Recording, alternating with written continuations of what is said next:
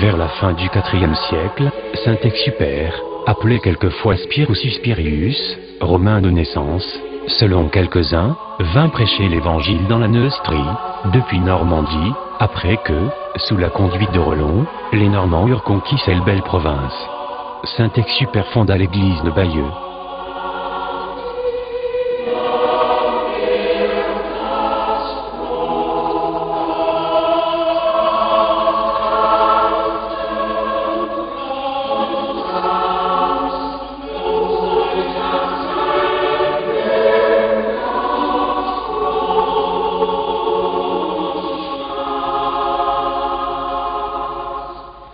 Que le christianisme ne s'introduisit pas facilement à Bayeux, dont l'église, après la mort d'Exupère, fut gouvernée par saint Rufinien.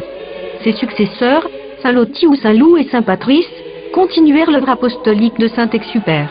Les habitants les plus considérables de Bayeux, que cet apôtre eut le bonheur de convertir, furent Ragnobert et Zénon. De ces deux saints disciples, le premier donna au nouvel évêque l'emplacement de sa maison. On y construisit d'abord un oratoire dédié à la Sainte Vierge, et plus tard l'église cathédrale de Notre-Dame.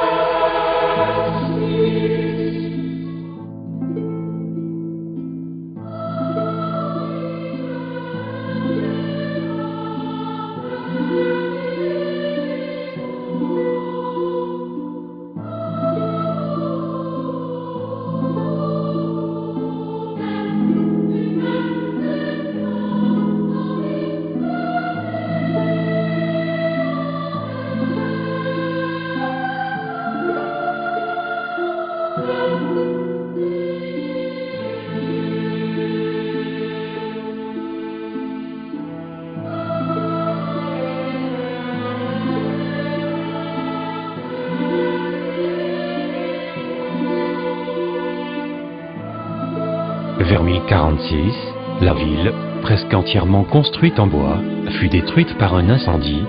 Cathédrale, église, monastère, maison, tout devint la proie des flammes, et du nouveau faubourg, qui s'était formé autour de Saint-Vigor, il ne resta plus qu'un monceau de ruines. Loin de se décourager, les Bayeuxais se remirent à l'œuvre avec ardeur, et en quelques années la cité fut rebâtie, les faubourgs aussi se relevèrent, moins celui de Saint-Vigor.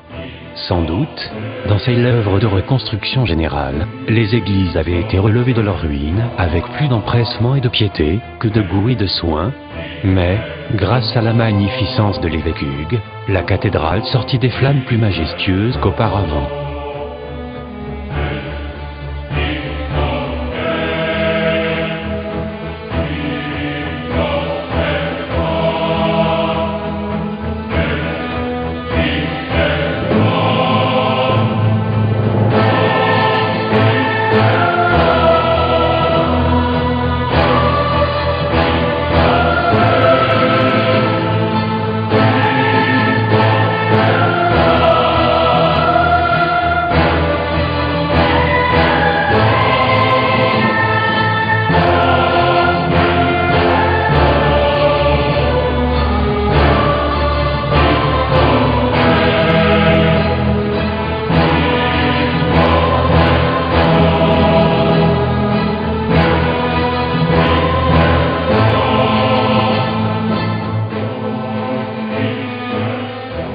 En 1105, la cathédrale de Bayeux eut sans doute beaucoup à souffrir d'un incendie qui y éclata, mais aucun procès-verbal ne constate l'étendue du dommage qu'il lui causa.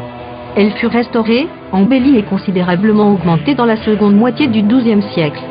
L'évêque Philippe d'Harcourt, dont la nomination date de l'année 1159, et Henri II, qui lui succéda en 1165, menèrent à bonne fin ces importants travaux. Le Moyen-Âge a été pour l'église de Bayeux une époque de grandeur. Le chapitre de la cathédrale, dans lequel on compta, outre le grand pénitencier, 11 dignités et 49 canonicats et prébendes, était un des plus riches de France.